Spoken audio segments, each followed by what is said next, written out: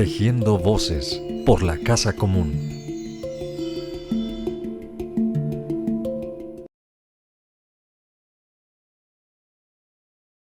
Bueno, muchas gracias.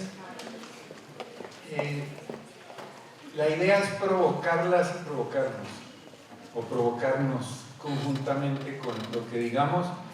Y para empezar conmigo, yo quisiera provocarme diciendo abiertamente que el título de lo que yo quiero contar es No sé, yo no sé. Entonces, a partir de ahí, de confesar que no sé, es el tono de lo demás que quiero decir. Se supone que uno aquí debe saber, ¿no? Y que desde donde sabe va a explicar. Pues no, yo no sé. Y lo que me interesa y sé que nos interesa es enfrentarnos precisamente desde el no saber. Desde el no saber, pero necesitar saber, saber para hacer, saber en el sentido más profundo, más lindo, más necesario.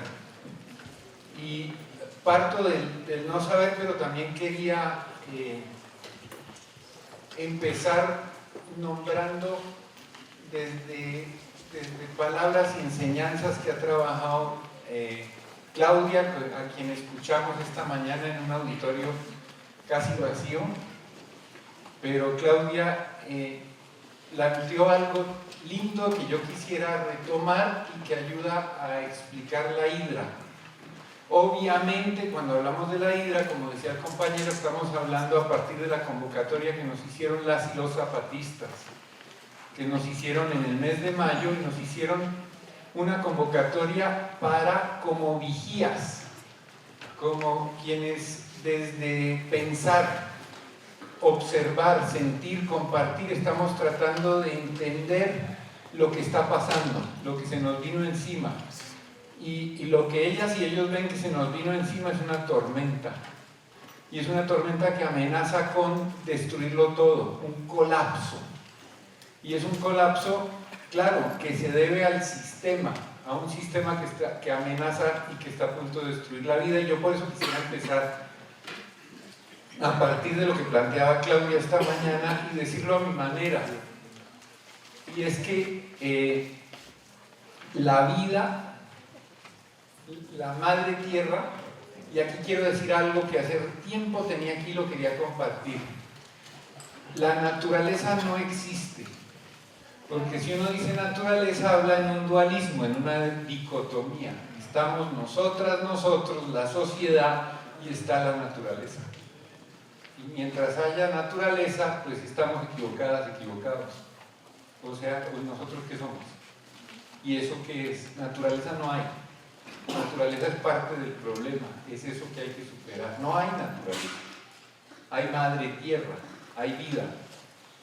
Y la arrogancia y la confusión nos han llevado a decir la naturaleza aparte. Y allí, lo de Claudia, la vida hace lo que le da la gana. La vida hace lo que quiere y también lo que sabe hacer y lo que debe hacer, y son lo mismo. Y este patriarcado, esta locura, este sistema, ¿qué hacen? No pueden tolerar no controlar la vida, no someter la vida, no transformarla para beneficio, sería una palabra equivocada, con el propósito, el poder mismo, pero también acumular, pero también establecer un determinado tipo de relaciones sociales. Entonces, ese es el punto de partida. Hay la vida, Umaquihue, Pachamama, y la vida hace lo que quiere. Pero entonces todo esto de lo que hacemos parte y que nos atraviesa, que es lo que los y las zapatistas nombran la hidra, que ahora la reproduzco ahora mismo nombrando con estas palabras lo que quiero decir, limitado por ellas, encadenado a ellas y encadenándonos a ellas, repito la hidra.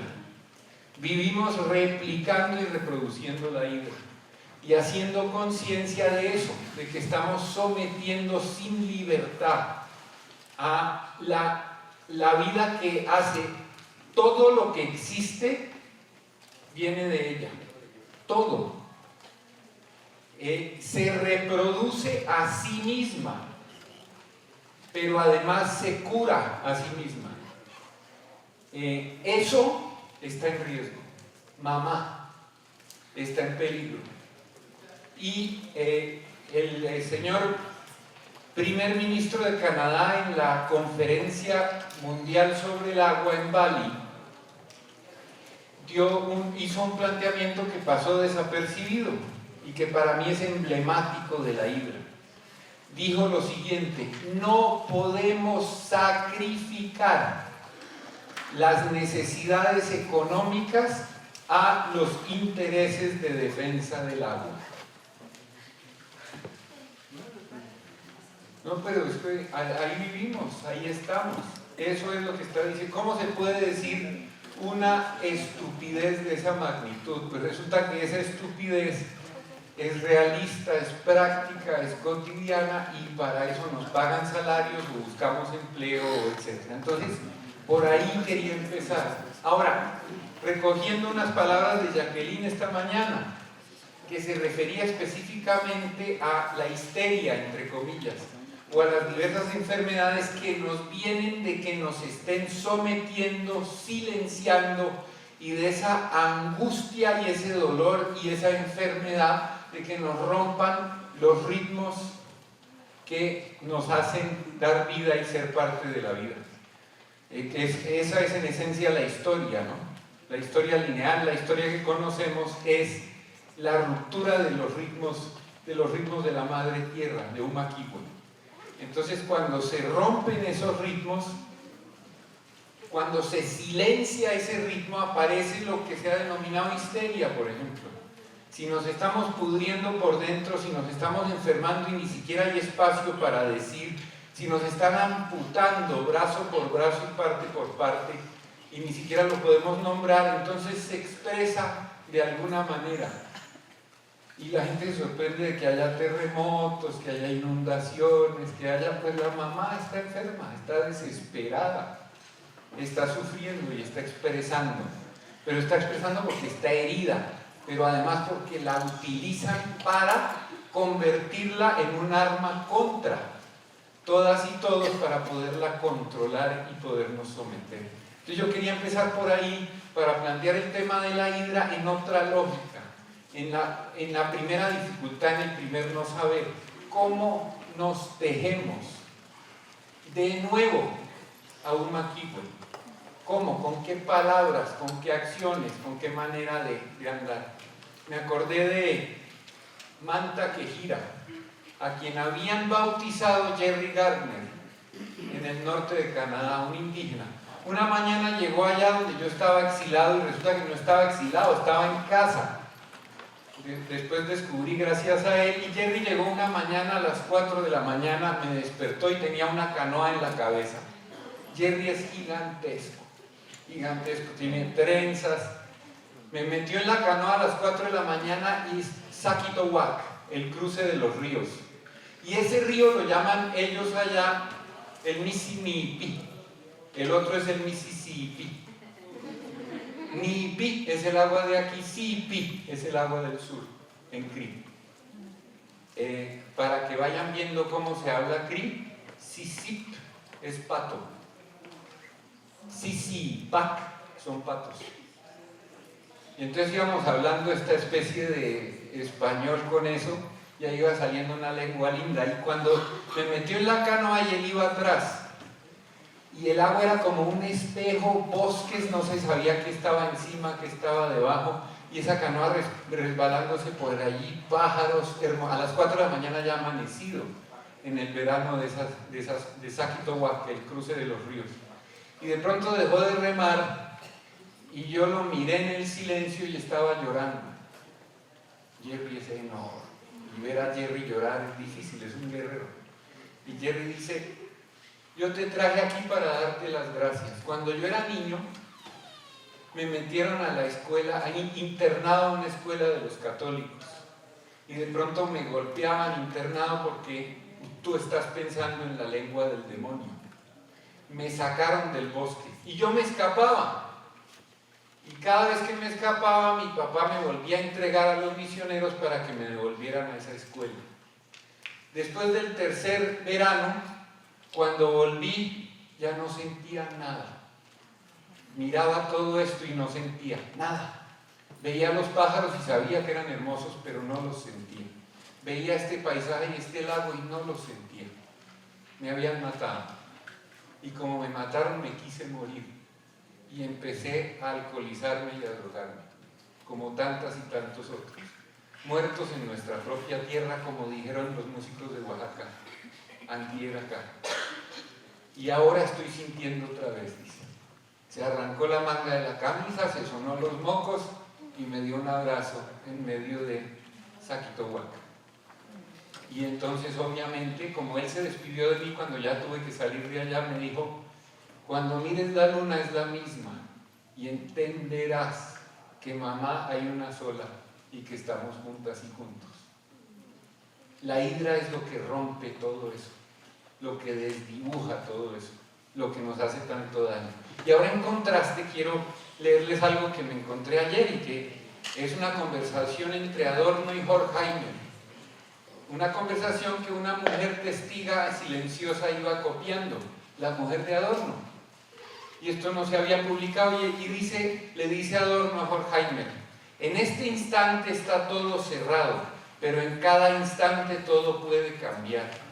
Hago al respecto la siguiente reflexión: esta sociedad no avanza hacia un estado de bienestar social. 1956 era esta conversación.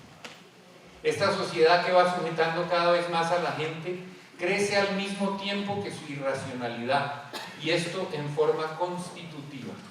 Mientras siga existiendo esta tensión, no se provocará, por así decir, la compensación térmica que sería necesaria para que no haya más espontaneidad. No puedo imaginar que haya un mundo potenciado hasta la locura sin que se desencadenen fuerzas objetivas opuestas. Y Horkheimer le contesta: pero yo sí puedo imaginarlo, porque los hombres se destruyen, el mundo está loco y así seguirá siendo. En el fondo, puedo imaginarme que toda la historia universal no sea más que una mosca que se quema. Perdonen que sí. Esa es Vilma Almendra, que sabe cuándo llamar. No sé cómo hacer para. Eso es para desearnos suerte en esta conversación. Entonces llegó a tiempo. Bueno, el planteamiento que hacen, fíjense lo que dice: el mundo está loco y así seguirá siendo. En el fondo, puedo imaginarme que toda la historia universal no sea más que una mosca que se quema. Y Adorno le contesta: el mundo no está solamente loco, está loco y es racional. Y luego quiero otro que me encontré, y es Walter Benjamin, que me sirve para plantear esto que quiero decir sobre la hidra. Es la tesis 4 sobre la historia. Y en la tesis 4 dice esto: la lucha de clases que el historiador educado en Marx tiene siempre presente es una lucha por las cosas burdas y materiales, sin las cuales no existen las más finas y espirituales. Pero estas últimas están presentes en la lucha de clases no como una simple imagen de un botín destinado al vencedor. En tal lucha, esas cosas se manifiestan como confianza, valentía, humor, astucia, impasibilidad, afecto, y actúan retroactivamente en la lejanía de los tiempos. Ellas pondrán en cuestión toda nueva victoria lograda por los dominadores. Así como las flores vuelven hacia el sol su corola, de la misma forma, en virtud de un heliotropismo secreto, todo lo que ha sido vuelve hacia el sol que surge en el cielo de la historia. El materialismo histórico tiene que entender esta transformación, la más imperceptible de todas. Si Lenin llega a leer eso, purga. Entonces, algunas cosas que quiero decir a partir de esto que he manifestado, y es que estamos dedicadas y dedicados desde distintas perspectivas, lugares, movimientos, a mantener en pie un sistema que avanza hacia nuestra aniquilación y la del planeta. Eso es, y esa es la tormenta. Entonces, en el seminario convocado por las y los zapatistas, ¿yo qué sentí? Angustia y también sentí alivio. Angustia, obviamente, por escuchar tantas voces distintas, y sobre todo la de las y los zapatistas, por el proceso de exterminio en curso, que está en curso. Y alivio, pues porque se estaba diciendo, se estaba nombrando, estaba apareciendo. Reconocer la ira y reconocerla entre todas y todos es fundamental para actuar frente a ella. Pero no reconocerla allá, reconocerla en todos los lugares. Y algunas cosas voy a nombrar en la provocación. Una, el tema de el terror que vemos, que sentimos aquí, que está en todas partes, que es en cualquiera y en todas partes, y el terror que nos quieren convertir en agenda desde un terror en particular, París. Entonces uno tiene que empezar siempre diciendo naturalmente que no nos alegra y rechazamos el homicidio de pues claro, eso ni siquiera hay que decirlo. Y los bombardeos en Siria y la desaparición en Ayotzinapa, ¿y se acuerdan Charlie Hebdo? Bueno, nosotros en esos mismos días se cometió una masacre en Nigeria, pero no todos fuimos Nigeria, pero todos eran Charlie Hebdo. O Líbano, etcétera. Ustedes sabrán los ejemplos, pero uno. Ahora el terror, la intención de la hidra, desde la hidra, es que el terror, ese terror, se nos vuelva la agenda y que no tengamos más agenda que ese terror. Es de una parte el pretexto para sembrar terror y de otra parte para moralizarnos. Si estás conmigo, estás contra nosotros y nosotras, y escalar esta ocupación de todos los espacios global que se está haciendo. Entonces, uno, nombrar eso. Ahora, no caer en la agenda es fundamental. No caer en esa agenda y seguir construyendo y no dejarnos atrapar es un tema. Solo voy a nombrar algunas cosas y dejarlas sueltas. La otra cosa es que es el tema del trabajo. Y el tema, ustedes saben, la sigla y el signo más tenebroso sobre el trabajo. El trabajo os hará libres. Auschwitz. Pero cotidianamente nos alegramos de tener un trabajo. Y nos alegramos de alcanzar la esclavitud. ¿Pero por qué? Porque nos niegan el trabajo. Y entonces ahora luchamos por defender y nos hacen depender de conseguir aquello que nos somete. Y entonces nos van enlazando en esa dependencia enferma. Otro, recuerdo aquí a Emmanuel Levinas, en un textico corto sobre el dinero, una conferencia que dio que duró 15 minutos. Y Levinas dijo algo muy lindo, dijo, el dinero te da, explicándolo, el dinero te da la sensación de que puedes, si lo tienes, adquirir lo que sea, que todo está al alcance de tu mano si tienes el dinero. Obviamente si no lo tienes, nada está al alcance de tu mano. Esa potencia es el dinero. Pero también te ubica y te relaciona según el dinero que tengas. Y todo eso se desmanteló esta mañana, dice él, cuando salí a la esquina y el vendedor de periódicos, que está arruinado, me miró a los ojos, me abrazó y me dijo buenos días. La mediación se rompió. Me sentí culpable con mi dinero y sentí que me estorbaba. No es un excelente ejemplo, no es un análisis, pero ahí está. Esa mediación está ahí. Ahora hay algo peor, y es que nos van a poner, así como defendemos el trabajo, nos van a poner a defender el dinero en papel, porque ahora lo conversábamos, el dinero lo están convirtiendo en tarjetas, en electrónico, que no haya papel.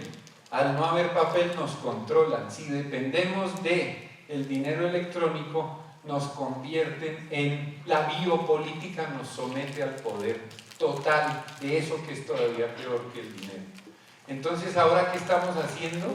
Añorando el dinero y defendiendo el papel para poder comprar en los tianguis.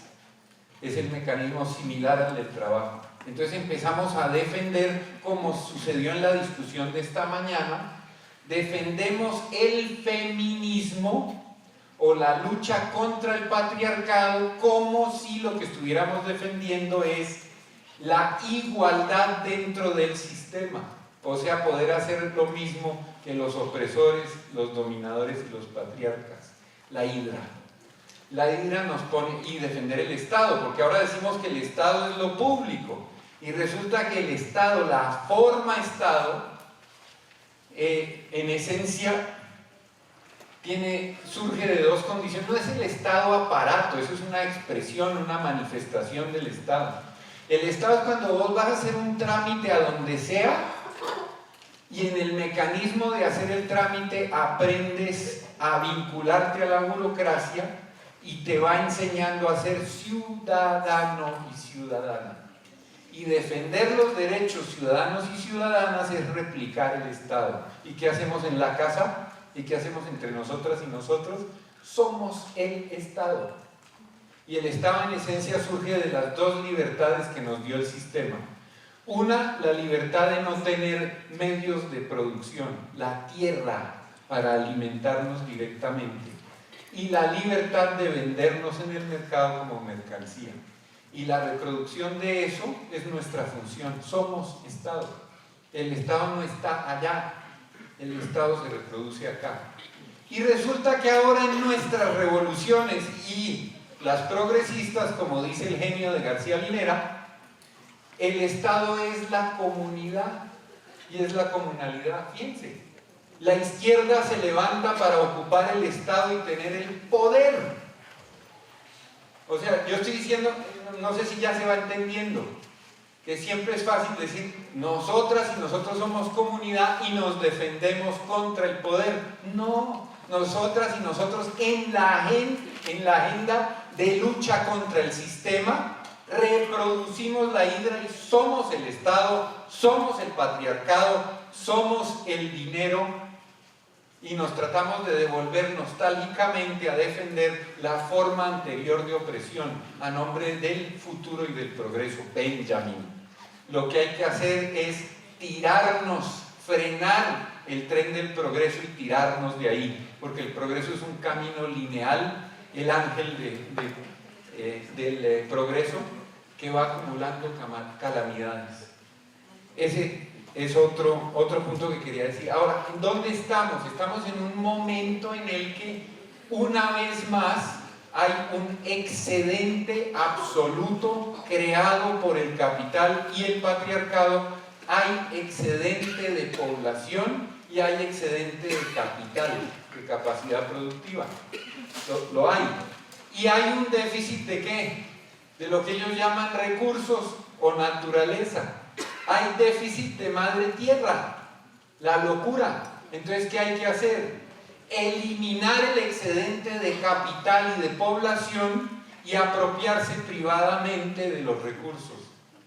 Entonces, la crisis de ellos es contraria a la nuestra. La crisis de ellos, para continuar acumulando, se resuelve eliminando excedentes de capital y de población. Y ahora sí, explíquenme por qué desaparecen 43 ya Ayotzinapa, hay fosas comunes, los tratados de libre comercio, el TPP. Es un momento en que si ellos resuelven su crisis, nosotros nos hundimos en una peor. El exterminio es racionalmente necesario para superar el estancamiento de crecimiento global. Eso es lo que está pasando. No me crean. Entonces, el Submoisés les contesta qué pasa. A algunos nos coge dormidos, a otros analizando y leyendo los mismos textos, a otros más diciendo que es mentira, a otros tratando de construir autonomías, pero a todas y a todos nos arrasa la tormenta. ¿Ustedes creen que se van a matricular entre los que se van a salvar? Lo más sabio sería no asumirlo. Yo me estaba acordando del Cortázar y ya casi termino mi parte, que no termina, obviamente, esa es la intención. Y me estaba acordando del Cortázar, Julio Cortázar. Y el Cortázar tenía un cuento, él trabajaba realmente como traductor, y hay un cuento, no sé si se acuerdan, Se llama Pobrecita mi secretaria. Y empieza: yo a veces me distraigo. Y entonces me voy detrás, por ejemplo, de los botones. ¿Se han fijado en los botones? Unos tienen ojitos chinos, otros miran hacia arriba, otros parecen llorar, detrás de ellos respira un corazón. Y yo me voy detrás de botones y los doy persiguiendo, la que les podría contar de historia. Y un día, en un recorrido de esos de botones, subí del botón hacia arriba y me encontré con dos lágrimas preciosas y llegué a los ojos de los que venían, y era mi secretaria. Y me dice: lo despidieron porque no volvió al trabajo. Pobrecita mi secretaria. Es un cuento de Cortázar. ¿Le estoy diciendo que podemos dejar el trabajo mañana? No, estoy diciendo: pobrecita mi secretaria. Ahí estamos, nosotras y nosotros. Entonces, el tema de la emancipación, que voy a citar aquí a la Silvia Rivera Cusicanqui para decir dos cosas que ella dijo que a mí me siguen resonando. Uno dice que la emancipación del indio en particular, en primer lugar, que indio es una categoría de la conquista. Los indios no existían, son una creación de la conquista. Entonces, en consecuencia, uno se asume como indio para luchar dentro del sistema contra el sistema. Pero si el indio llega a emanciparse alguna vez, desaparece. Tiene que desaparecer. Indio es simultáneamente dentro del sistema la lucha contra la categoría desde ella, pero para que se acaben los indios. Y entonces el tema de las categorías. En una conferencia internacional, en un Día Internacional de la Mujer, un 8 de marzo en Colombia, me invitaron a ser el expositor principal, las mujeres. Y yo empecé la conferencia diciendo: las mujeres no existen.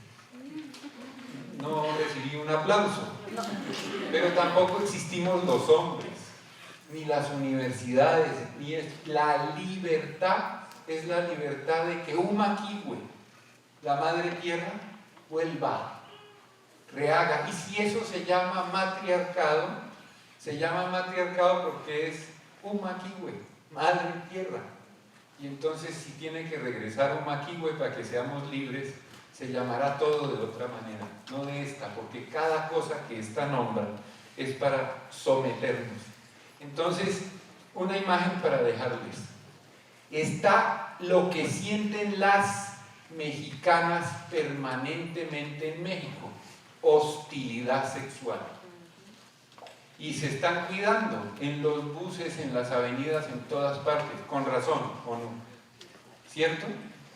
Y está el hostigamiento sexual, ¿cierto? Que existe todo el tiempo. Pero también está lo que eso elimina, que es el desafío liberador, el desafiar, eso que nos genera en esencia el terror de la hostilidad y el hostigamiento y los feminicidios, que es que nos están aislando unas de otros, unos a otras, y que ahora yo acercarme a una mirada y que se acerque a mí, de hombre o mujer, ahora implica el mecanismo de romper el terror y volvernos a encontrar. No salgamos a la calle a gritar: no están solos, están solos, estamos solas y solos. ¿Cuándo nos vamos a abrazar para regresar a un máximo? Eso era lo que quería plantear.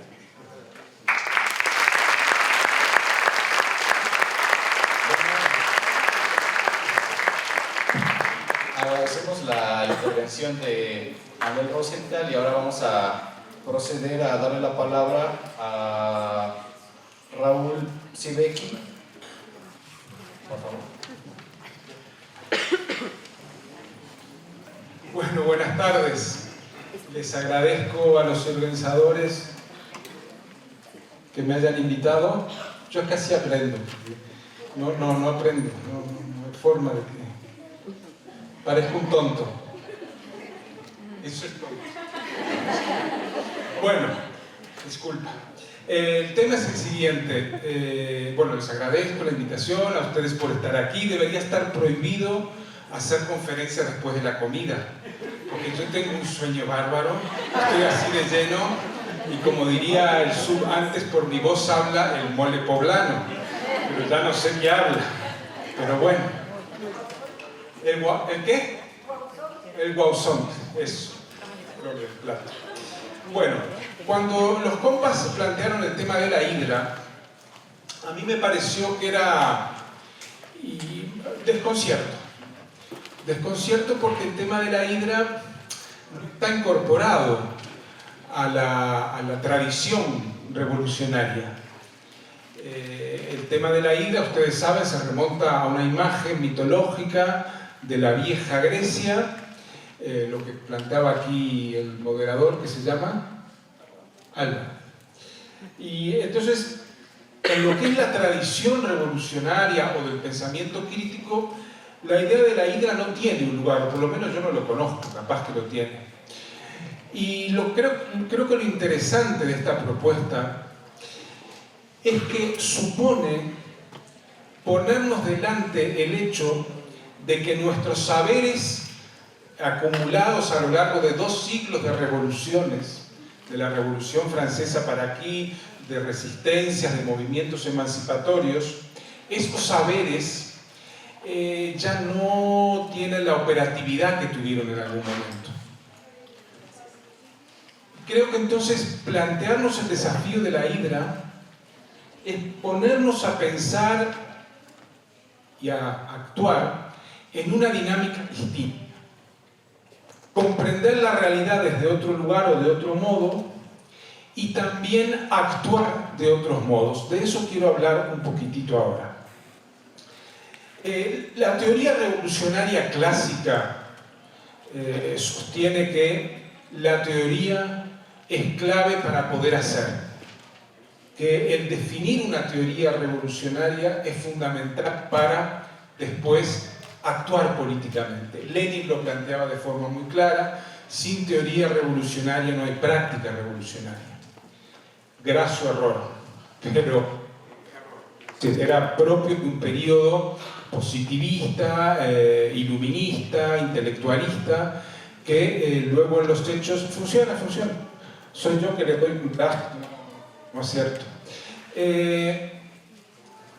Parecía que la teoría era fundamental para poder actuar. Y yo no descarto la teoría, me parece que la teoría es importante, pero la realidad es inversa. Es la práctica lo que permite elaborar teorías. Es el hacer lo que permite reflexionar. Y es una teoría típicamente eurocéntrica, ¿verdad? Es la acción, el hacer uno y con otros y otras lo que permite reflexionar.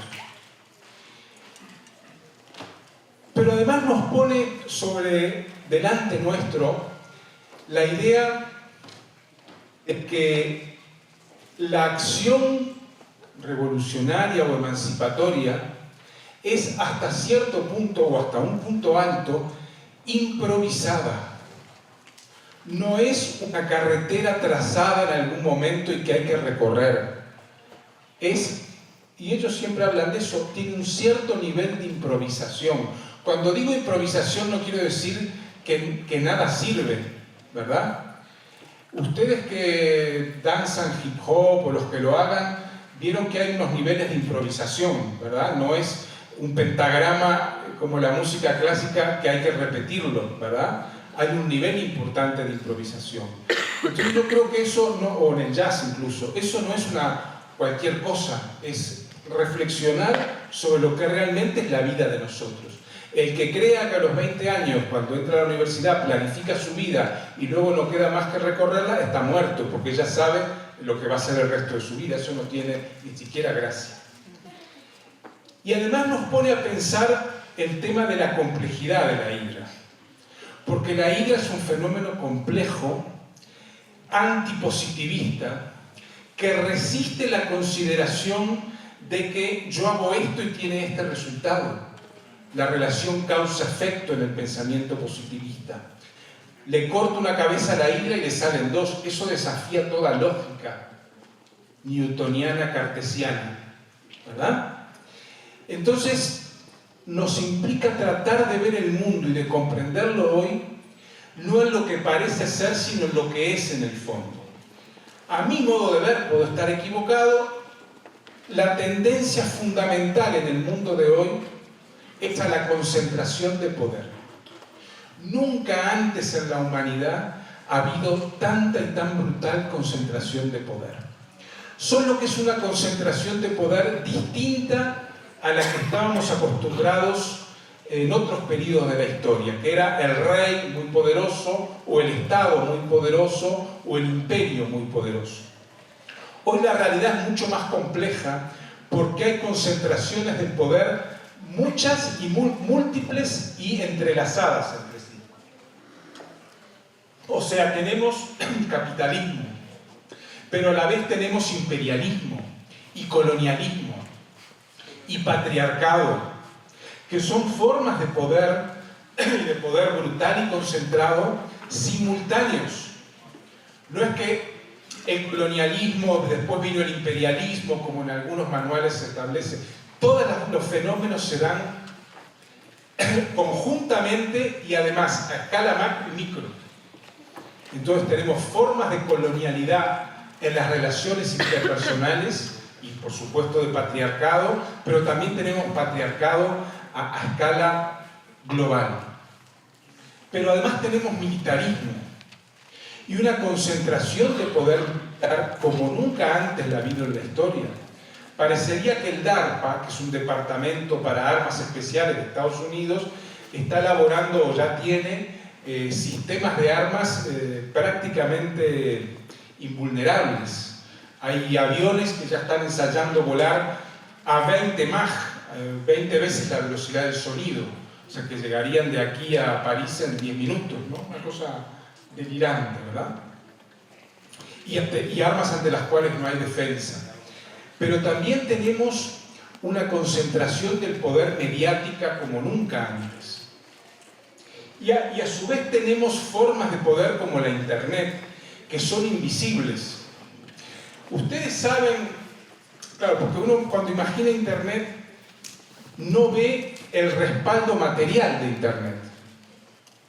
El mail que me mandan de aquí a Montevideo, ¿por dónde pasa? La fibra óptica, ¿qué lugares recorre? ¿Dónde están los nodos? ¿Quién sabe? ¿Quién sabe? ¿No saben? Para mandar un mail de Santiago de Chile, Océano Pacífico, a la altura de Montevideo, hasta Montevideo, que está a menos de 1000 kilómetros, la fibra óptica sube, atraviesa a Panamá, va a Miami o va a San Francisco directo, de San Francisco a Miami, y luego baja para Uruguay. Y de México al sur pasa por Miami, o si es el Pacífico, por los nodos de San Francisco y de Estados Unidos. Quiero decir que incluso la Internet, que aparentemente es democrática, ¿quién concede las páginas web, los IP? ¿Quién los concede? ¿Qué país? ¿O dónde está? ¿En qué lugar? ¿En qué país está la empresa que los concede? ¿Ustedes saben? Sí, pero los servidores centrales siguen dependiendo de Estados Unidos. Siguen dependiendo de Estados Unidos. Y el GPS que usamos, ¿de quién depende?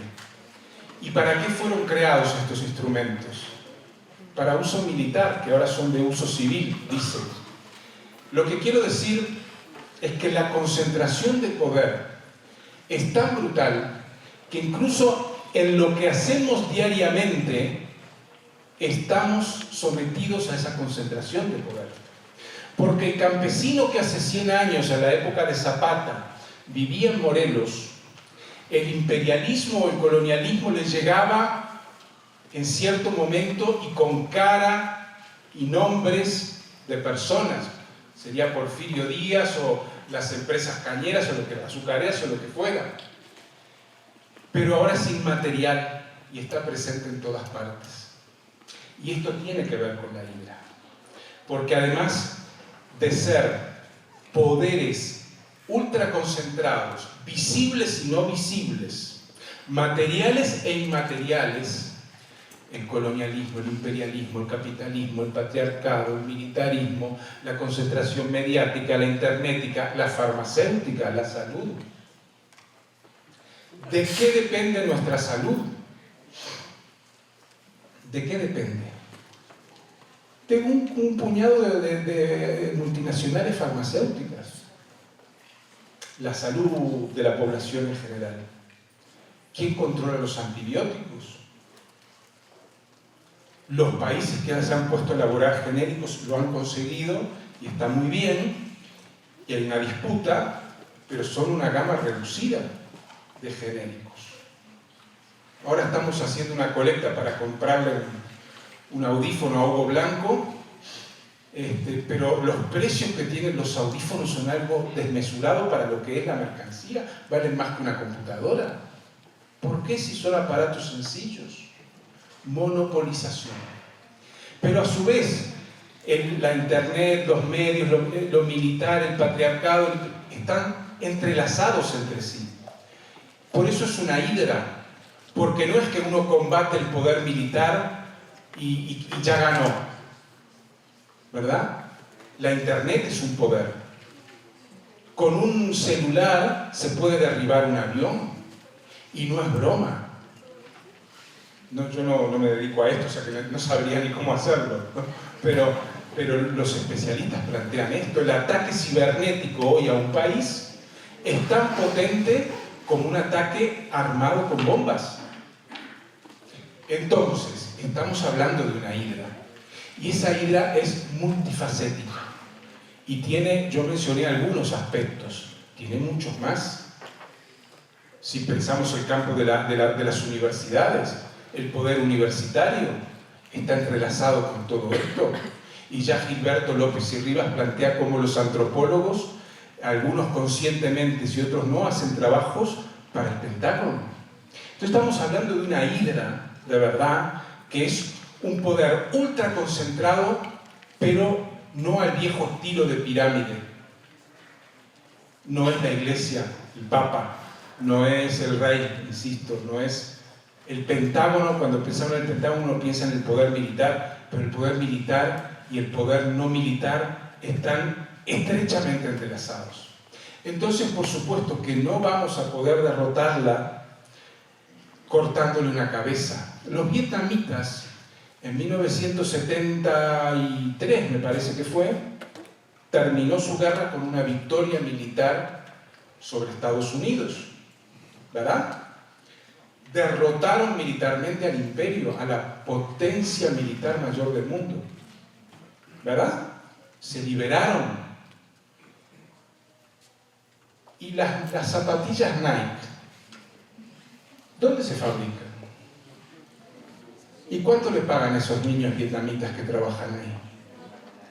¿Y cuántas fábricas textiles y de ropa y de otros productos hay en Vietnam? Entonces la derrota militar, el triunfo militar glorioso y maravilloso de Vietnam, apenas consiguió unas cosas, pero no todas. Y esto es un llamado a reflexionar sobre la complejidad de lo que hoy es el capitalismo, imperialismo, militarismo, patriarcado, etcétera, etcétera. Y ante eso, lo que uno dice, bueno, entonces ante esto que me voy para mi casa a dormir la siesta o a tratar de no sé qué, porque el poder es muy grande.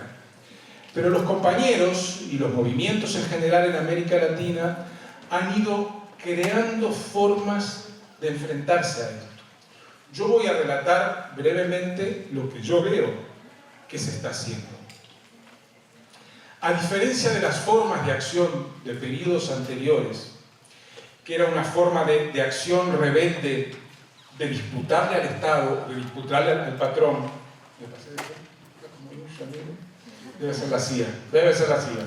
El clic acá, están grabando, no les importa. Que era disputarle al Estado o disputarle a la empresa, ¿verdad? Los movimientos ahora empiezan a actuar de otra manera. Y yo creo que esas dos dinámicas es necesario tenerlas claras, porque hasta ahora es lo que hemos venido viendo como posible ante esta hidra que es hoy el capitalismo. hay una dinámica que es de defensa puño cerrado, ¿verdad? De defensa dura de los espacios nuestros. Y otra dinámica que es la de creación de mundo nuevo. Y esto no es caprichoso, esto obedece a que no alcanza con crear mundos nuevos. La huerta, el espacio autónomo, la educación alternativa y combinadas.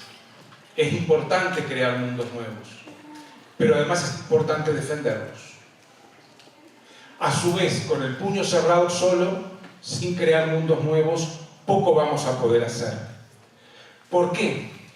Porque la dinámica de enfrentamiento, de defensa que le llamamos, o sea, lo que es el EZLN o la Guardia Indígena de los NASA de Colombia, o los colectivos que tienen los grupos mapuche de defensa, son necesarios, pero no transforman, o sea, protegen la transformación que se da en las comunidades y en los territorios.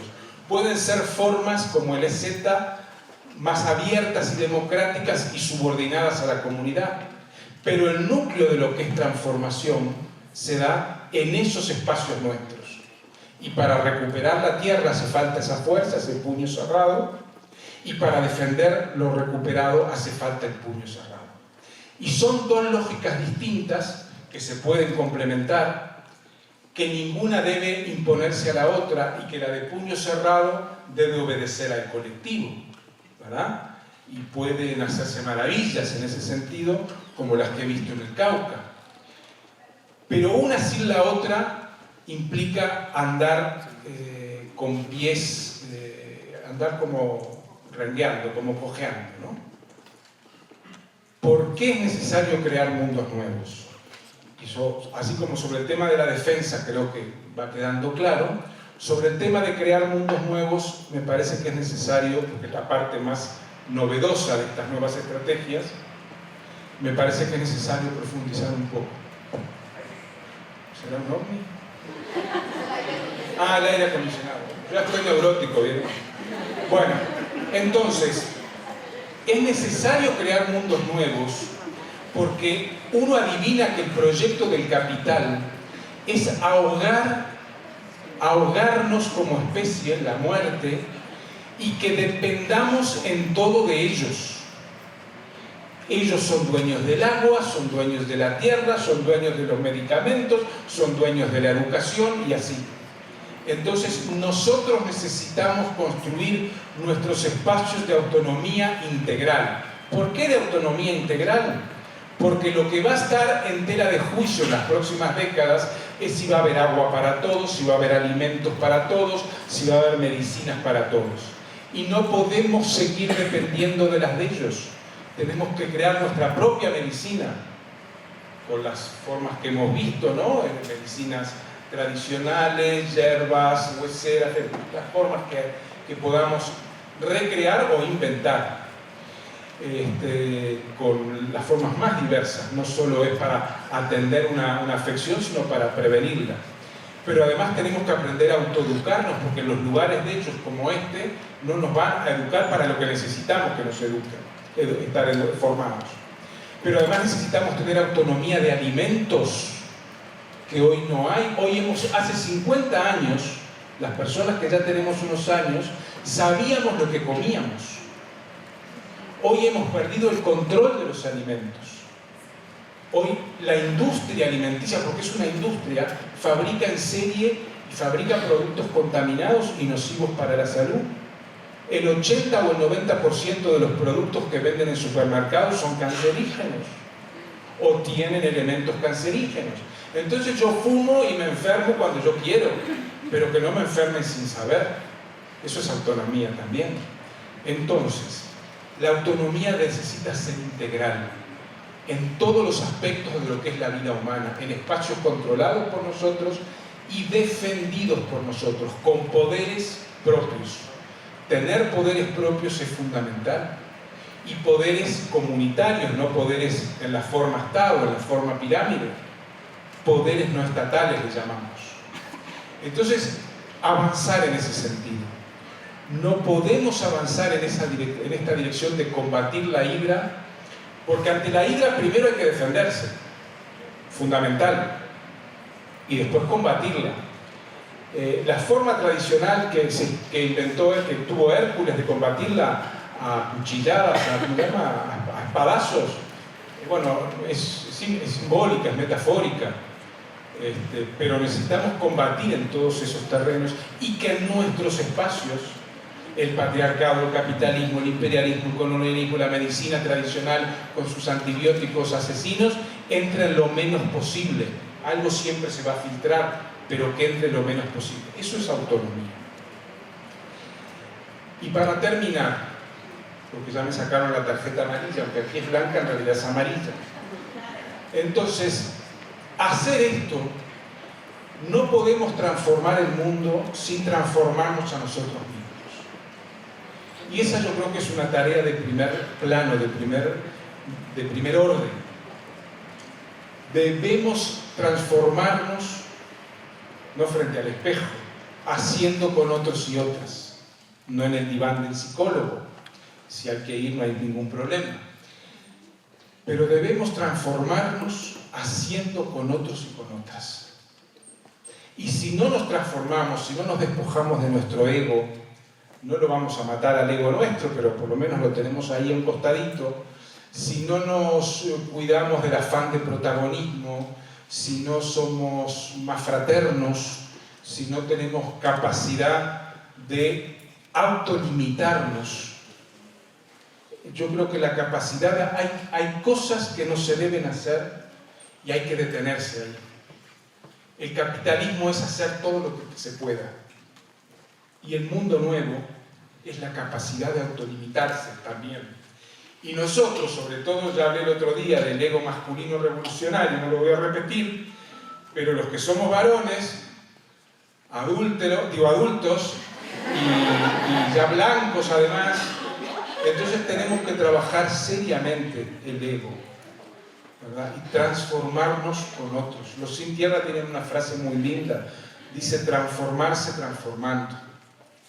Y esto es muy complejo, porque hay que transformarse, hay que ser mejores, más buenos, más solidarios, más fraternos, pero a la vez, lo que decía Benjamin, recuperar el odio y la voluntad de sacrificio. Entonces, ¿cómo hacer eso? Yo no sé, pero creo que hay que hacerlo, porque para cerrar el puño y frenar la barbaridad, hay que tener voluntad de sacrificarse por eso y odio a ese sistema que destruye, ¿verdad? No se puede no sentir odio al sistema que mató a los 43 en Ayotzinapa. Pero a la vez eso no quiere decir que seamos seres humanos que odian todo el tiempo. Entonces, combinar esas dinámicas es un aprendizaje que yo creo que todavía nos falta mucho, que estamos muy lejos, pero qué bueno está que podamos aprender con otros y otras. Los pueblos indígenas han sido muy hábiles en transformarse de comunidad en ejército, históricamente, ¿no? En grupo de combate para defenderse. Y después comunidad, asamblea, compartir, baile, danza, pero puño cerrado cuando hace falta. Y es las mismas personas, solo que situaciones distintas. Es un ejercicio místico, porque la comunidad tiene mucho de mística. No me voy a meter a hablar de mística ahora. Pero sí de este tremendo desafío que implica movernos en varias direcciones y en varias dinámicas simultáneamente, aparentemente contradictorias, pero necesarias, porque la vida misma es contradictoria. Y cerrar el puño y acariciar lo hace una misma mano, golpear y acariciar lo hace una misma mano, pero tiene actitudes distintas. Entonces yo creo que ese es un ejercicio que estamos necesitando aprender para que la hidra, que no la vamos a destruir tan fácilmente, pero por lo menos para que la vayamos arrinconando y que los daños que nos haga como humanidad, como planeta, sean cada vez menores. Gracias.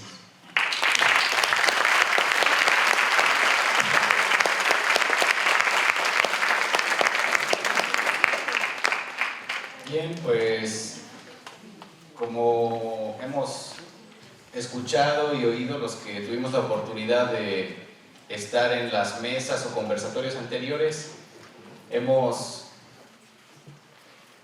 estado observando y hemos estado analizando los planteamientos críticos, diría yo, subversivos, incluso para la misma posicionamientos de izquierda, para los posicionamientos de que lo que se podría llamar la vieja guardia, ¿no? El repensar también todo ese pensamiento, todas esas antiguas teorías también, pero no desechándolas, ¿no? Como lo dice el compañero Sibeki en alguno de sus textos.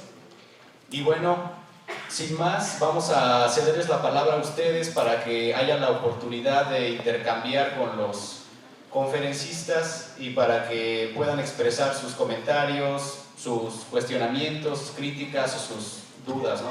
Si las hay también. Les dejamos el micrófono a ustedes.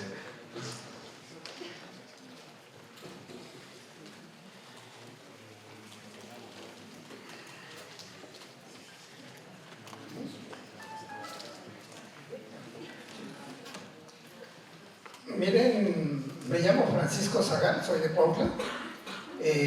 Quisiera, y tomé la palabra y la pregunta primero, porque el tema que nos ocupa es un tema muy importante, es un tema estratégico. ¿Cómo enfrentamos la hidra capitalista? Entonces, si vamos a estrategias, aquí en México, desde los 60, hemos tenido una experiencia de estrategias en la lucha que van, pues después del 68, después de la represión, que van desde el foquismo guerrillero, que va desde la conciliación con el Estado para la aceptación de demandas estudiantiles, casas de estudiantes, etc. También hemos tenido la experiencia de la traición de los partidos de izquierda, por ejemplo, el Partido Comunista Mexicano, su integración al sistema, el trotskismo, su integración al sistema. Bueno, dentro de estas experiencias, en una larga década, de 4 o 5 décadas, tenemos la experiencia del ZLN, ¿no?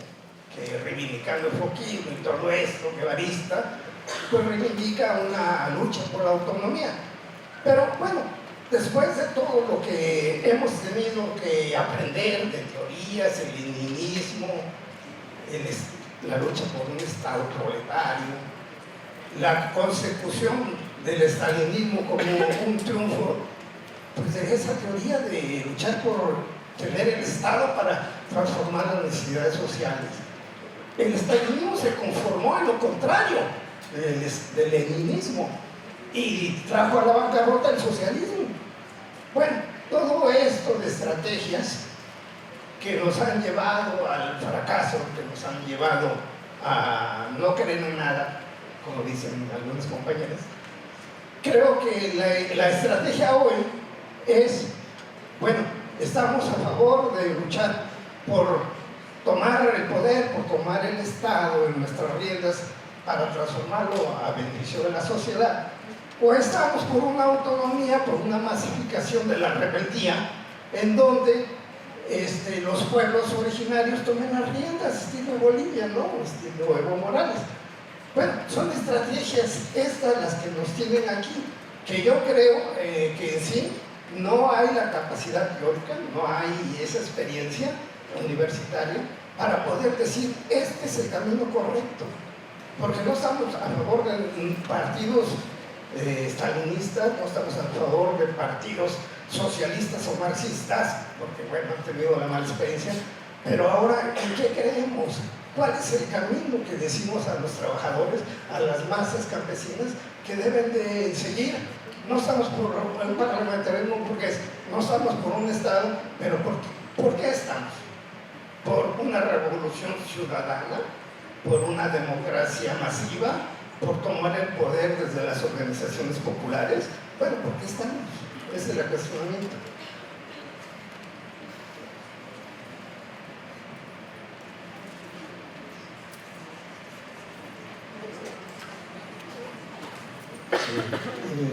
Yo soy Reinhard Zinkowski, Estoy llegando de Alemania, fui criado en Polonia, mi ciudad es hoy Rusia, es Königsberg, fue Kaliningrad, y estoy llegando de historia de un concepto muy racional, a la Kant, la crítica de razón pura, pura razón no existe.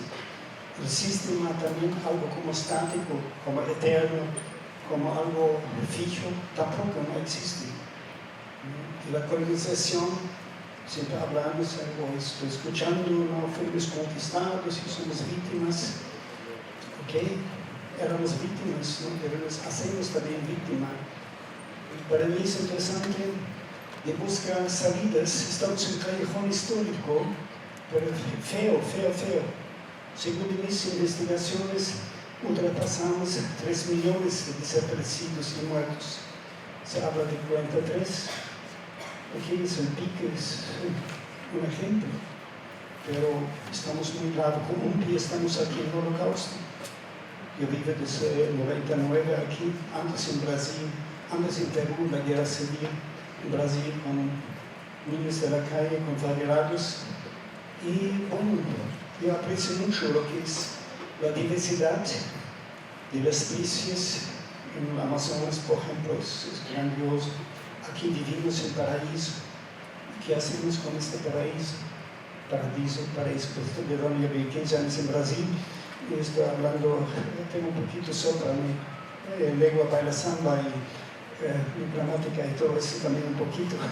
Ok, bueno, pero lo que a mí me preocupa es, seguimos rutas teóricas, dividimos a la Platón, Aristóteles, combatimos o deseamos la idea eran las sombras, estamos combatiendo nuestra propia sombra y abrazando una sombra. No nos fijamos en algo que no existe en realidad. El budismo del Oriente, lo que definimos aquí como realidad, casi no tiene nada con la realidad. Es mucho más complejo. Es algo, para mí, la Madre Tierra, la Pachamama, la Gaia, y no sé cuántas definiciones tenemos. Son inspiraciones. Yo mismo creé una teoría de metabolismo cultural. Lo que es metabolismo y cataclismo es también nuestro pensamiento. Si nos despedimos, trabajamos, diluimos el ego, ya es grande avance. Pero tiene que ser en balance, tiene que reconocer que somos cabrones, tenemos algo diabólico, el yin y yang está en cada uno. ¿No? Somos destructores y amenazamos y estamos alegres, todos adentro. Y yo trabajaba en favelas junto con Leonardo Boff, era mi colega. Hoy somos ecologistas, estamos juntos desmistificando el mito de la Biblia, que somos la corona de la creación. Eso nos deja arrogante, ignorante, es fatal. La Biblia nos guió a una situación de antropocentrismo, que el hombre está encima de todo, nada de eso. Somos células de un organismo vivo, como personas. La Tierra es una célula entre las galaxias. Y la célula que se desconecta del organismo es la célula maligna, la célula de cáncer que puede destruir, matar todo el organismo. El ego que celebramos con título, sin título, con dinero, sin dinero, es algo depredador. Y yo estoy en particular buscando elementos para una terapia cultural. Trabaja en pequeñas células, en pressure groups. Yo era maestro de secundario en Alemania, era solito en los 70s en la lucha de ecología. Mis colegas pensaban que necesitaban un psiquiatra, no me entendieron. Aquí en parte me siento igual, ¿no? Hasta hoy, ¿no? Pero desde los 70s hasta hoy no había mucho avance en la visión cosmogónica. ¿No? Mi bandera es, entre otros, la etnoecología, los mitos y la forma de desmistificar el mito del progreso. Siempre vivimos mitos. Hay que desmistificar a la panicar, al mundo panicar, desmistificar el mito que nos causa daño para remistificar. Sin mito, como seres humanos, parece no existimos, ¿no? O existimos como animales o como robots. Sí. Ok, bueno, yo tengo aquí una tesis a nivel internacional, aquí en Matlán, en Perú, en Brasil, Alemania. Estoy comparando culturas y identidades culturales, étnicas y cómo nos proporcionamos a la madre tierra. Y es una didáctica para escuelas comunitarias. Si alguien se interesa después, se acerca hoy en las mesas están. Pero de todo modo, hablando de sistemas, es algo antisistema.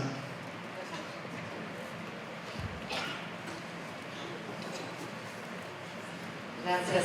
Muchas gracias por las intervenciones tan sugerentes. Realmente pues dan mucho que pensar.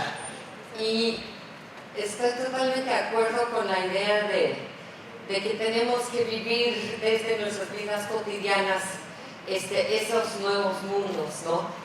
Y de lo que entiendo de puño cerrado y de autonomía, me parece como ensayos que van ganando espacio y ejemplo, y eso me parece muy bien.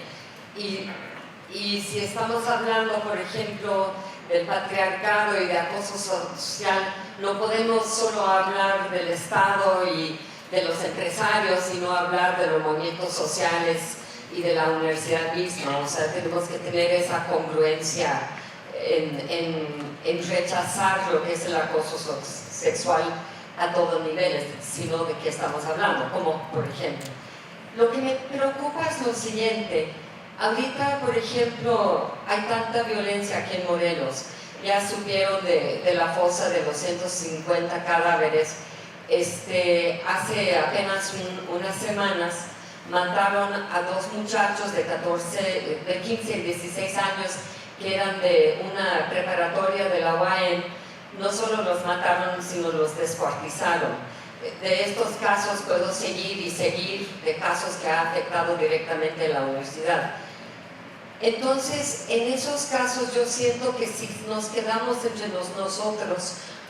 nosotros que creemos en el mismo tipo de mundo nuevo, estamos limitándonos mucho cuando esa voz de basta ya y de no más violencia tiene que ser una voz muy amplia, muy diversa, donde no tenemos que comulgar con todas las ideas.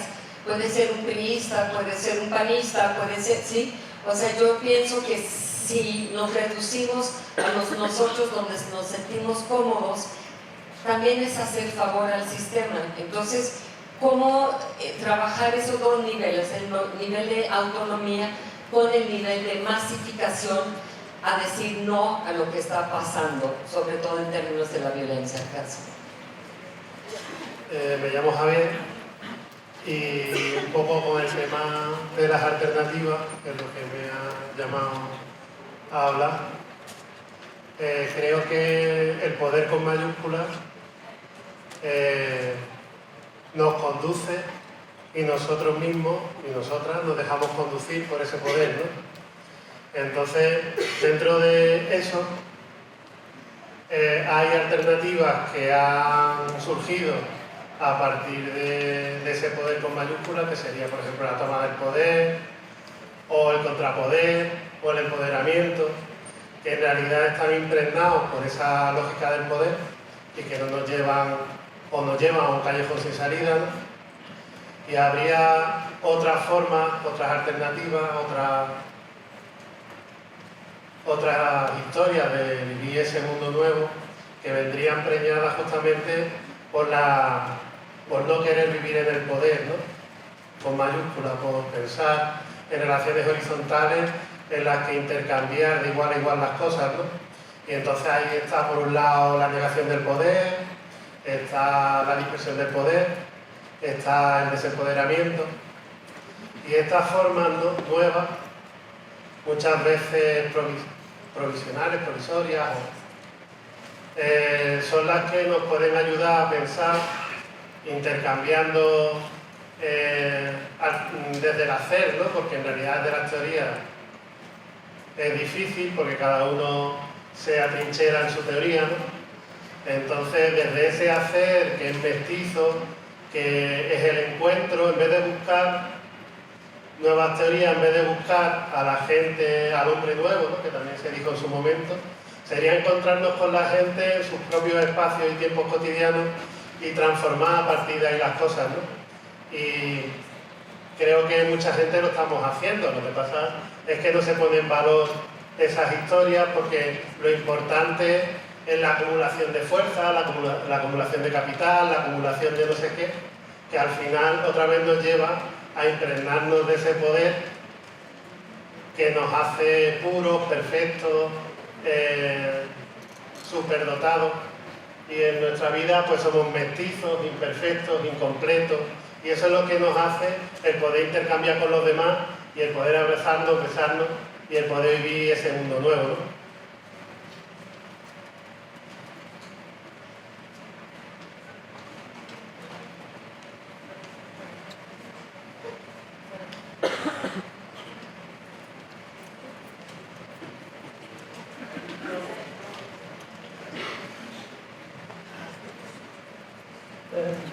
Me llamo Claudia, conforme a Manuel, tú dijiste, citándote, la ruptura de los ritmos de la madre tierra se expresa en terremotos e inundaciones, por ejemplo.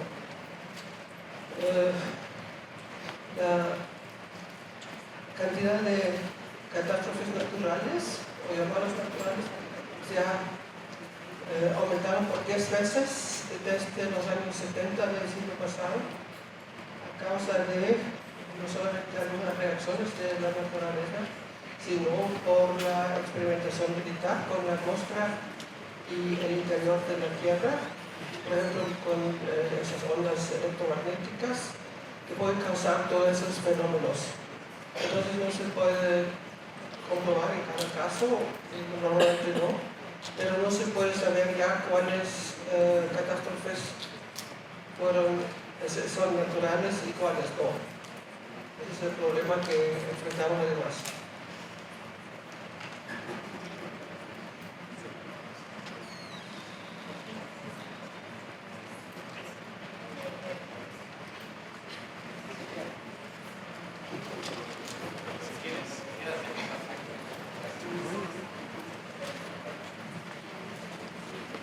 Bueno, pues la situación es demasiado difícil y complicada. No solo, como decían, no hemos mejorado, sino hemos empeorado. La situación de violencia y el nivel de violencia es brutal. Entonces yo creo que, por un lado, hay que romper con el sistema, pero por el otro lado hay que conocer el sistema. Y por ese mismo lado también hay que utilizar las armas del sistema, aunque muchas veces en ellas no creamos, pero son las que tenemos, además de otras que tenemos que estar creando. Entonces yo creo que conocer las causas, en estos días, por lo menos en lo que yo he alcanzado a oír, poco se ha mencionado la intervención de Estados Unidos en todo este tipo de situaciones. Yo no creo que esté ausente en las causas de crímenes brutales como los de Ayotzinapa y otros más. Yo no creo que esté ausente de los intereses que se están moviendo para apoderarse de nuestro país y de Latinoamérica. Es una situación difícil, pero ahí es donde a mí de repente me entra sí, me parece muy padre que regresemos a la medicina tradicional y todo esto que es muy romántico y muy creativo y muy sororal, pero por el otro lado el puño necesita tener herramientas de puño. Y tenemos que acabar con la impunidad, tenemos que abrir los ojos y no nada más levantar levantar el espíritu hacia este tipo de... O sea, ahí es donde está, entre lo que dice Raúl de la mano que acaricia y el puño. No es tan fácil, el puño tiene que estar armado. Y esas armas tienen que ser la demanda, el acabar con la impunidad, el acabar con la corrupción, sea quien sea, y buscar cuál es la causa. ¿Qué hubo atrás de Ayotzinapa? ¿Cuál es el interés de Ayotzinapa? ¿Cuál es el interés que está atrás de las fosas que encontraron en Morelos? ¿Quiénes son las madres y los padres de esos que están en las fosas que no los han reclamado? ¿Cuál es el interés del silencio y de la complicidad? Eso es lo que a mí me parece, por ejemplo, muy revolucionario de lo que ha seguido, de lo que se ha seguido en el Comité 68. No solo fue la matanza del 68, se ha seguido, se ha investigado, se ha cuestionado, se ha comprobado la responsabilidad del genocidio que hubo en 68, se ha demandado y se sigue demandando. Creo que tenemos que trabajar, además de soñar, además de la utopía de la que yo mismo he hablado, pero para caminar esa utopía y ese caminar, sí tenemos que estudiar. Y tenemos que saber cuáles son las armas, cómo demandar, no quedarnos callados y no conformarnos. A mí me gusta la palabra emancipación, subversión, pero con estudios y con armas que de alguna manera patriarcales o no, nos las dan las universidades, los libros y también la sabiduría popular. Esa es la mezcla que es difícil, pero no podemos dejarla tampoco de un lado y decir estoy en contra del sistema, porque entonces no haces nada. Estamos en el sistema, vivimos en el sistema, hay que pelear con el sistema y hay que descubrirnos las cosas, porque lo que estamos viviendo es profundamente dolorosa. Yo me pregunto, ¿qué mundo les estamos dejando a nuestros nietos? ¿Qué mundo les estamos dejando a los niños y a ustedes mismos que están aquí, los jóvenes? Porque este no es el México en el que nacimos. Gracias.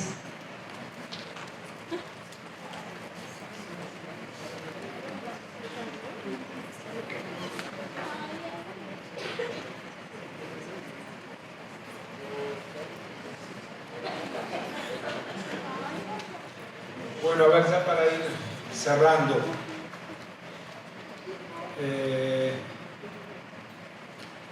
Yo creo que una de las cosas más importantes que nos han legado los zapatistas, aunque no lo dicen de esta manera, pero yo lo interpreto así, es, bueno, casi que lo dicen así, nosotros renunciamos a gobernar a otros y lo que aspiramos a que todo el mundo se autogobierne.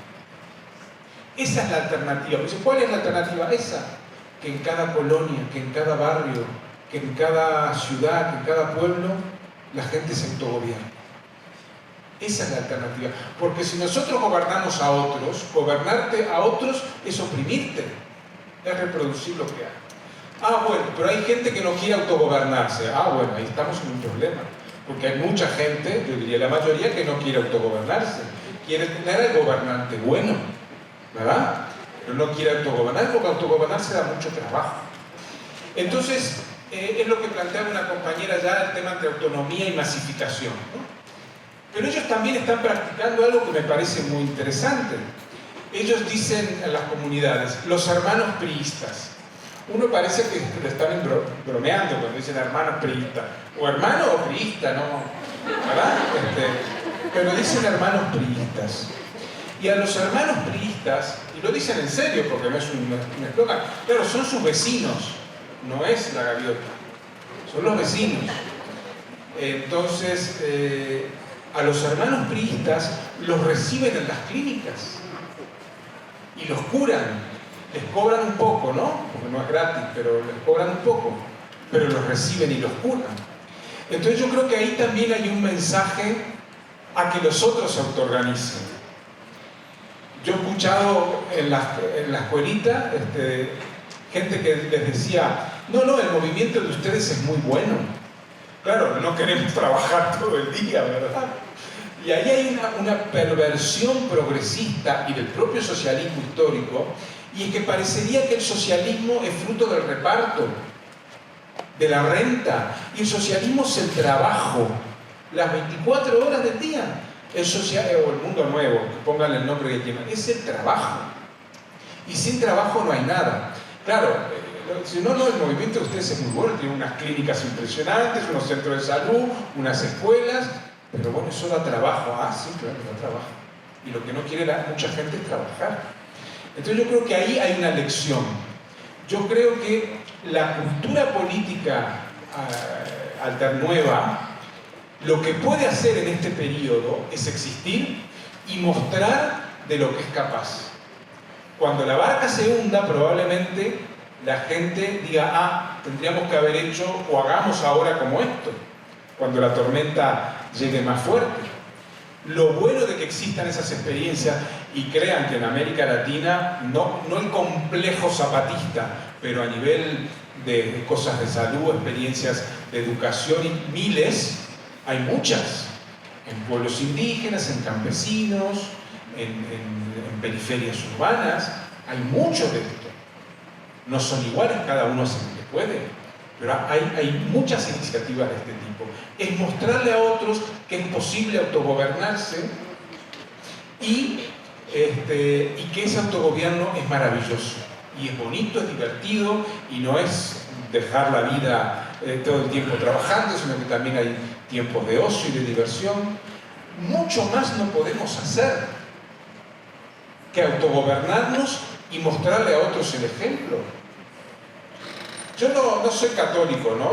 Pero me he enterado que en la Biblia hay un personaje que se llama Noé, que le mandan a hacer un arca desde allá arriba porque viene el diluvio.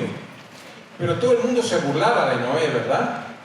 Ahora, si todo el mundo hubiera hecho como Noé de armar su arca, bueno, otra cosa sería.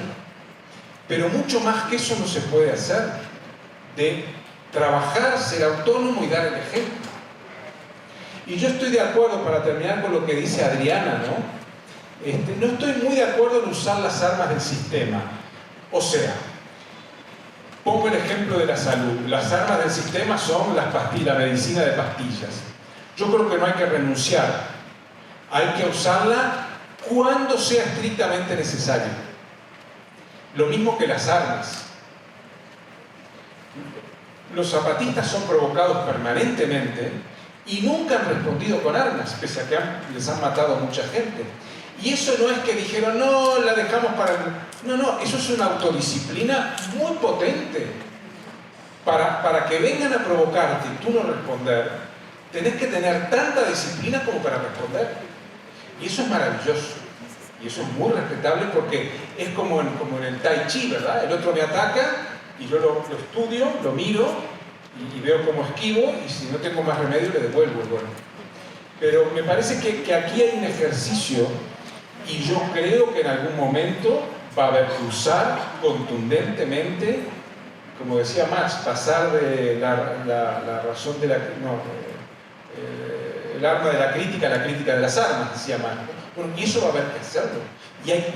Pero pasar a la crítica de las armas no es decirlo, es un largo entrenamiento de acá y de acá, de músculo y de espiritualidad, para decir, ahora sí, ahora no.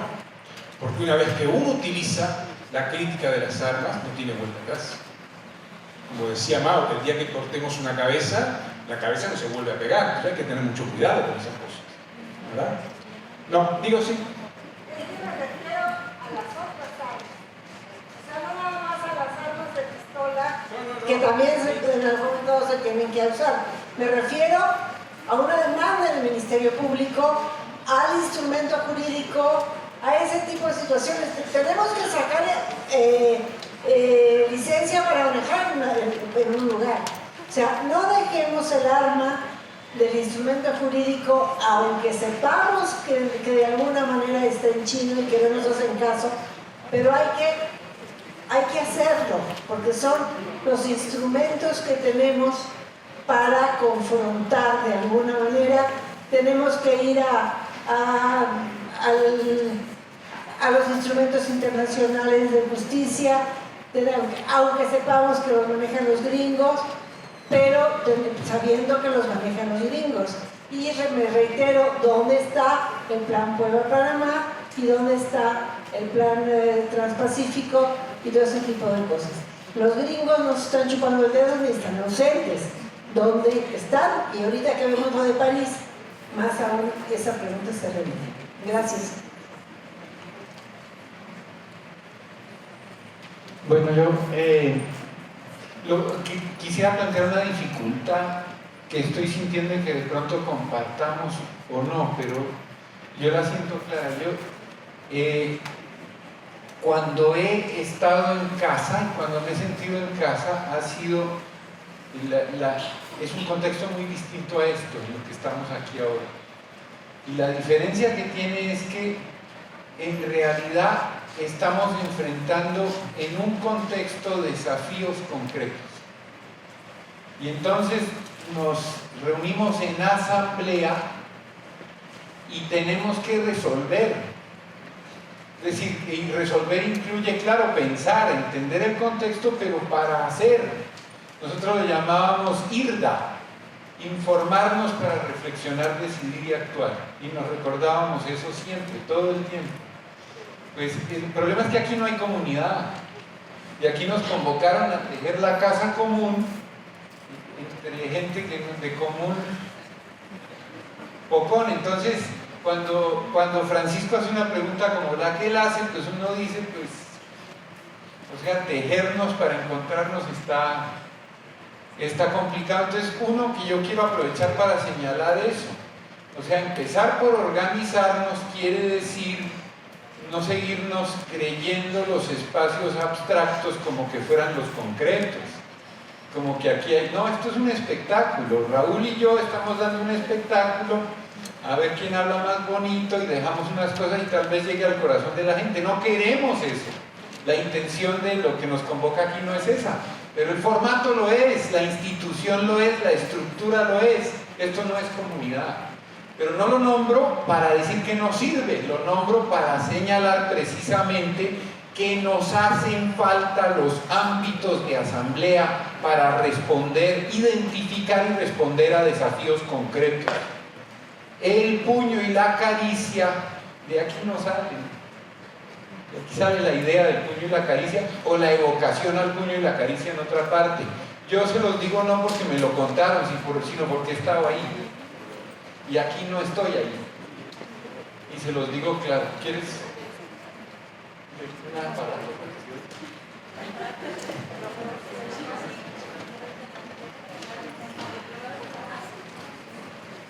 Gracias. Bueno, yo pienso que sí estamos en comunidad en virtud de que estamos haciendo conciencia de las problemáticas de las cuales estamos rodeados, ¿no? Entonces, en primer lugar, siento que México ha sido un país pacífico en virtud de que no hemos participado en guerras. Entonces, los que mueren es el resultado de conflictos creados por otros. ¿Sí? Esto es un exterminio. ¿Sí? ¿Por qué? Porque en realidad están peleando la tierra, ¿sí? La tierra que nos da de comer. Y también, por otra parte, el propio sistema y nosotros mismos hemos discriminado al campesino. Y lo que debemos de hacer es acercarnos a ellos porque sabemos ser autónomos, porque tenemos una alimentación auténtica desde el momento en que comemos frijol, nopal, chile. Con eso subsistimos, no necesitamos de alimentos envasados. Entonces eso nos enriquece y tenemos una cultura. Lo importante es atreverse a lo que somos. Gracias. Bueno.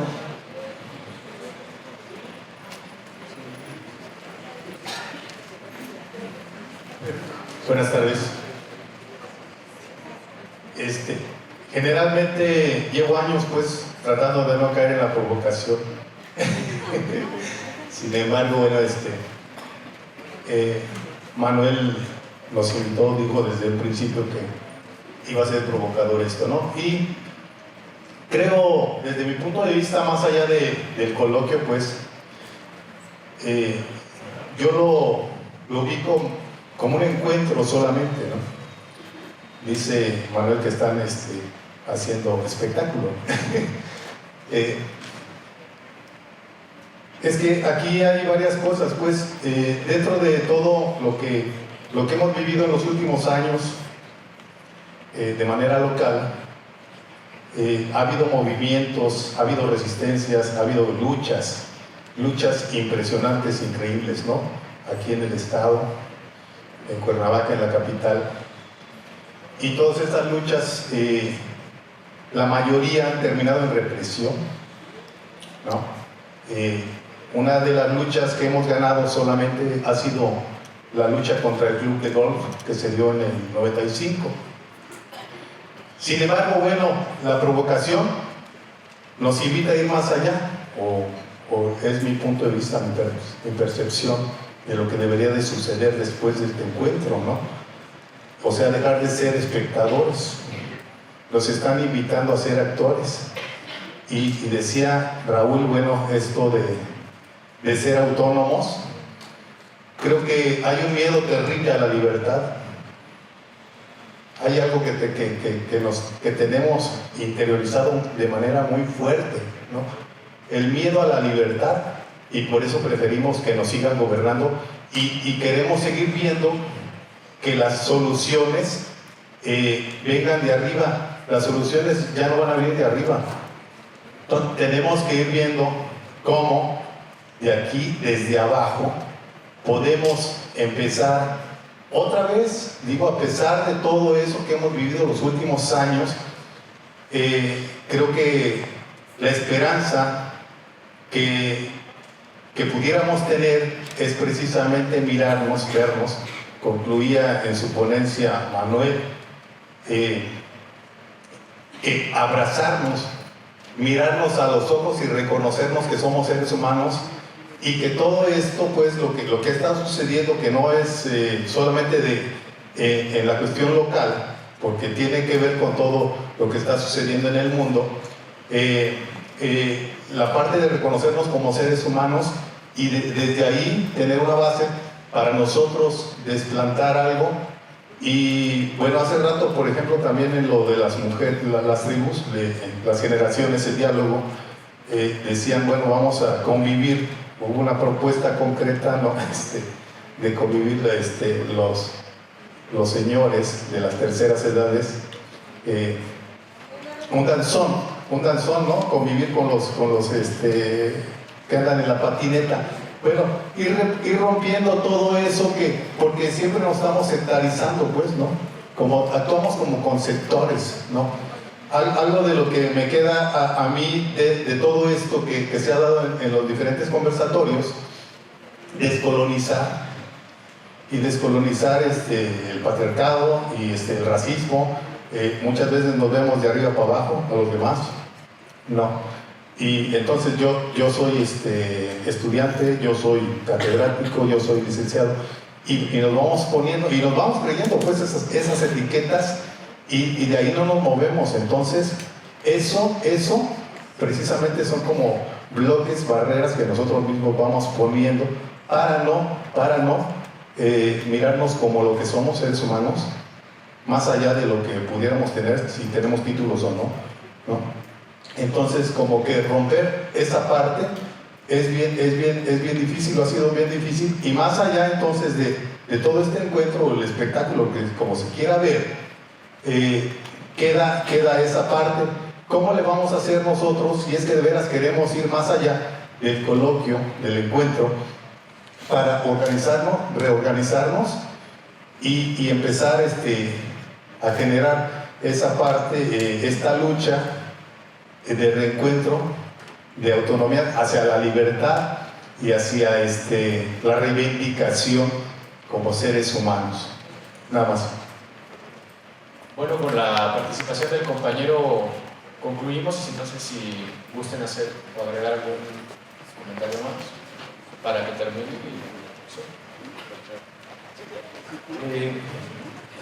Bueno, entonces eso, hay que, reitero lo que dijo, no es asamblea, Segundo, lo que quiero decir es que hay un recurrente falso dilema que reitero entre lo que estaba diciendo Raúl, pero dicho de otra manera, es que se plantea una y otra vez que no miremos lo que se llamaba antes estructural o lo macro o el sistema, etcétera, porque eso no es fértil. Entendamos lo fértil como donde se están construyendo alternativas desde lo pequeño y lo local. Y la otra lógica que dice que no, sino hay que entender la agresión y si no, no la podemos resistir. Entonces, ignorando y rechazando la construcción de alternativas. Ese dilema es excelente para el mercado, porque entonces aparecen temas como patriarcado, comunalidad, participación social, y cada quinquenio, año, semestre va a aparecer otro que se va a volver tema para coloquio. Hacemos catarsis aquí y seguimos cada cual haciendo lo posible por su lado y ahí no se organiza nadie. Entonces estoy diciendo, ese falso dilema está a la vista y todo puede ser capturado por el mercado y está siendo capturado por el mercado. Yo lo que estoy planteando aquí es eso, mucha catarsis, eso sirve, pero lo que necesitamos es organizarnos, entendiendo la agresión y construyendo alternativas y salidas. Y eso se hace haciéndolo. ¿Dónde? Con la estrategia cómo, con mucho cuidado, con mucho trabajo, pero se hace haciéndolo. Entonces, ese es el otro punto. Y aquí, si ustedes creen que vamos a salir de aquí a hacerlo, vale, pero aquí hay mucha gente que está haciendo cosas, pero entonces, faltan los tejidos y falta seguir. Ahí quería decir otra cosa, que es reemplazar una totalidad por otra. Ojalá haya pasado y quedado atrás. No parece cuando uno mira los gobiernos progresistas. Es decir, hay la vieja malinterpretación de la dialéctica que entre tesis, antítesis, síntesis. Entonces a esta totalidad que se llama capital la reemplaza la otra totalidad. A eso ya se refirió Raúl. Pero entonces si nosotros nos levantamos a decir, entonces ¿cuál reemplaza a esta? Estamos buscando una síntesis. No, señor. Un no y muchos sí, ¿se acuerdan? ¿Se acuerdan que se decía por ahí? Eso sigue siendo válido. Sí, tejidos de autonomías y resistencias entre pueblos y procesos. Tejidos. Y eso tiene que ir surgiendo de todas partes y a toda hora. Si esperaban que de aquí saliéramos nosotros diciendo cuál es la línea, no. Y si vuelve a salir una línea, nos volvieron a capturar. La camisa de fuerza tiene un brazo derecho y uno izquierdo, y ese es el sistema. Entonces eso, para dejarlo claro, no es debilidad no tener un proyecto que suplante al otro, lo cual valida lo que vale de Marx, porque entre otras el socialismo realmente existente y el neostalinismo progresista, que son idénticos, plantean la distribución, la redistribución en el ámbito de la circulación de los bienes y medios de producción, pero la forma de producción, es decir, la forma de destrucción y manipulación de la vida, no la toca. Entonces eso es capitalismo. Eso siempre ha sido capitalismo. Mientras Europa ensayaba socialdemocracia, la otra mitad de Europa ensayaba la redistribución de los medios de producción desde el Estado. ¿Y el Estado cuándo ha sido pueblo? ¿Cuándo ha sido pueblo el Estado? Entonces, si quieren tomarse el poder del Estado, acuérdense que cuando uno saca a bailar al diablo, es el diablo el que baila con uno. El Estado es el sistema. Ahora, ¿estoy diciendo que no existe? El Estado está, hay que enfrentarlo, sí.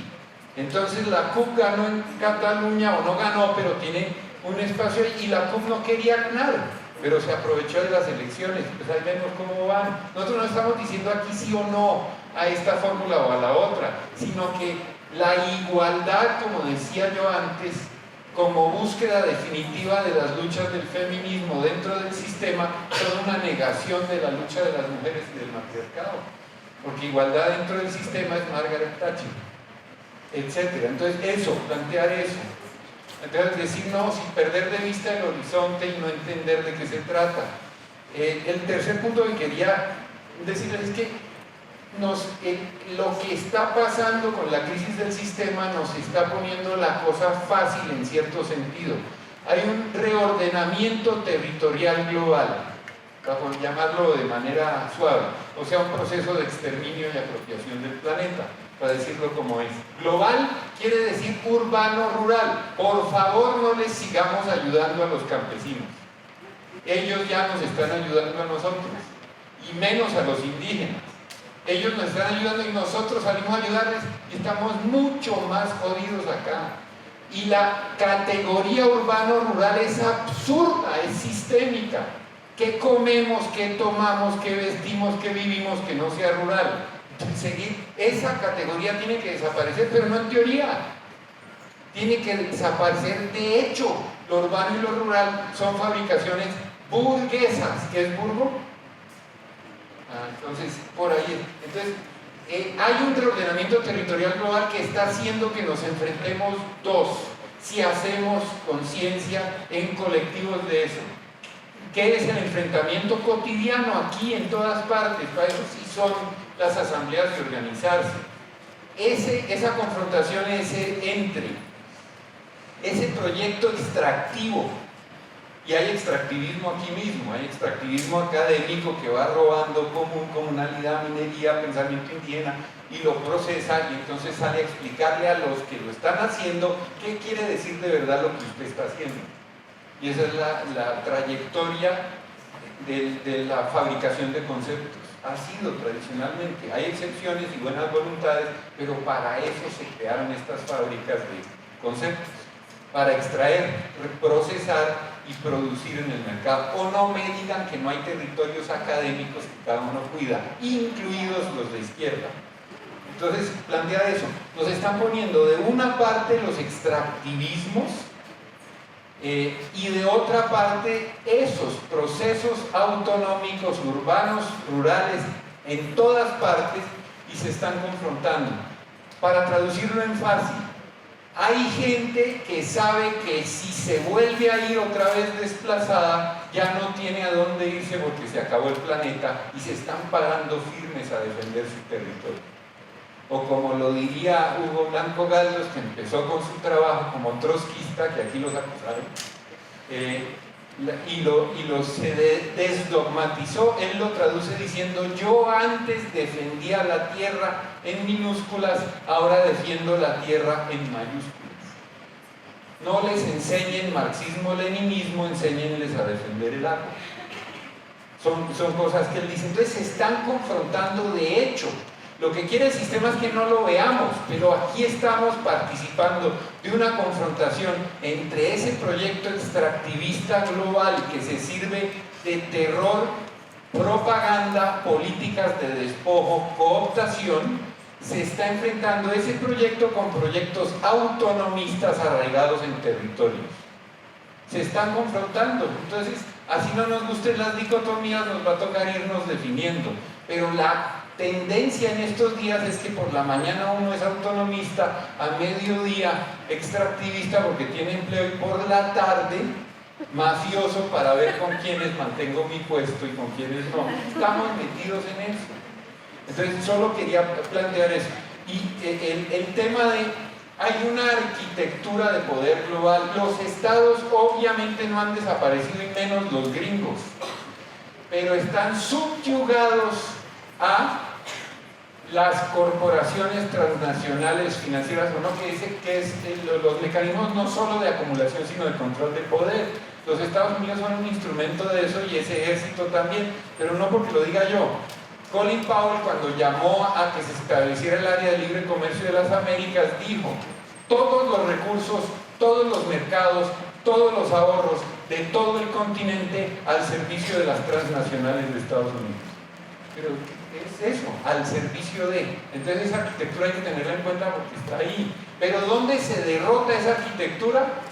Máxima Acuña Chaupe, Cajamarca. Lo dijo el otro día Grimaldo. Para ella el agua no es H2O, es la tía, la abuela, la hermana que todo lo teje y lo cuida. Y entonces ella no va a dejar que Newmont saque el agua de su tierra.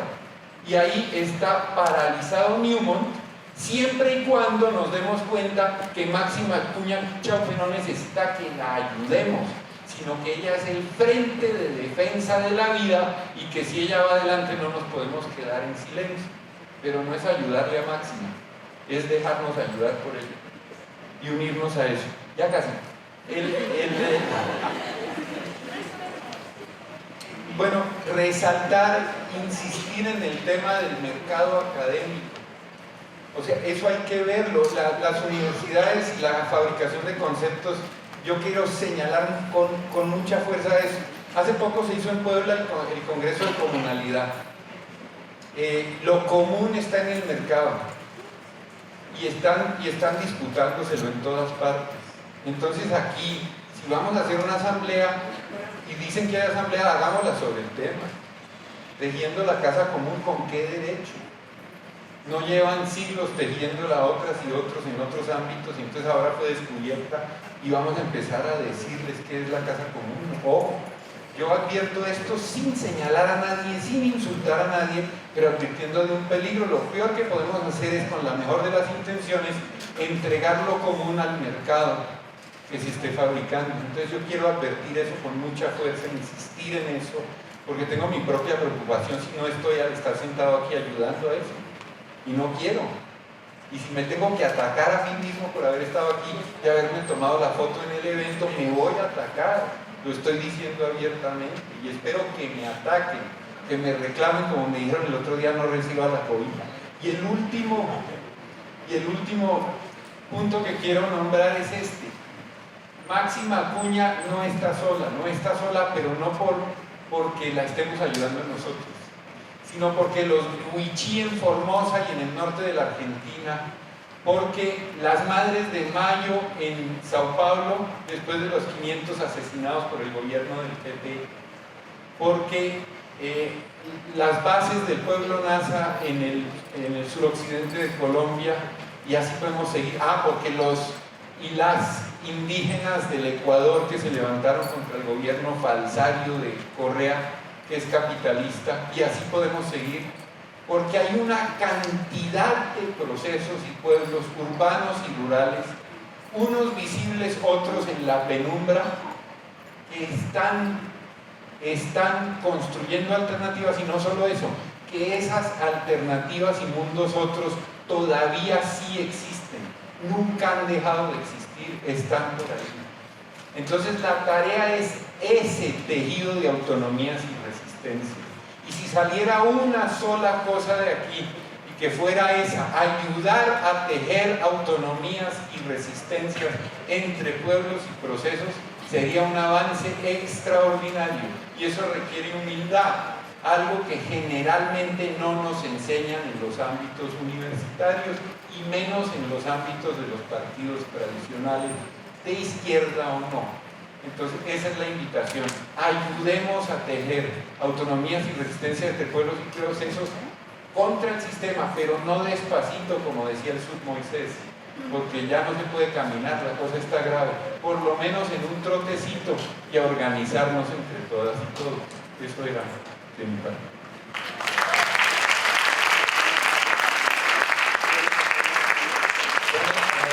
La presencia de todos y obviamente la presencia de nuestros conferencistas, y por último los invitamos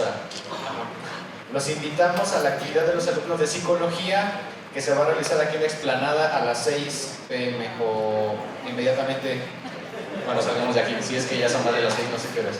Bueno, muchas gracias a ustedes también.